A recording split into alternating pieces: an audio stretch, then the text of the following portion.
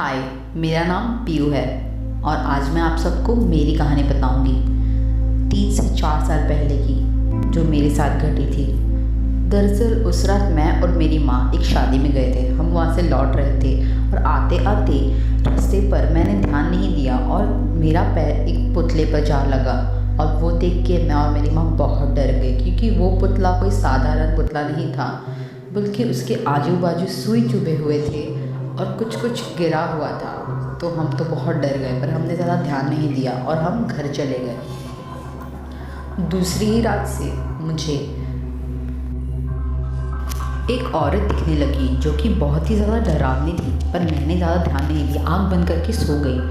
तीसरी रात भी मुझे वो सेम औरत वापस दिखी और इस बार वो मुझे अपने हाथों से इशारे करके खुद के पास बुला रही थी। ये देखकर मैं तो बहुत डर गई थी। मैं फिर से सो गई, सोच के कि शायद ये मेरा कोई वहम हो।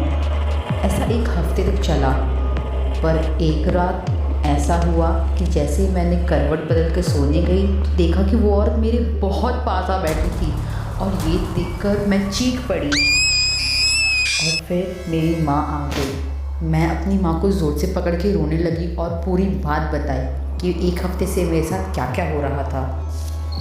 अगले ही रात मेरी माँ मुझे एक तांत्रिक बाबा के पास लेके गई थी। वो जंगलों में रहा करते थे।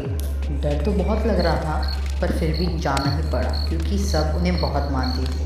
हम उनके पास गए और उन्होंने मुझे एक तावीज़ दी और कहा कि इसे अपने गले में पहन लो, और एक चाकू दिया अपने पास, कहा कि इसे अपने तकिए के नीचे रख के सोने को।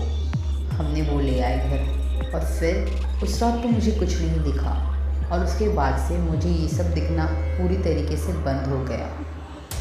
पर आज भी जब मैं सोती हूँ तो मुझे ठीक से नींद नहीं आती।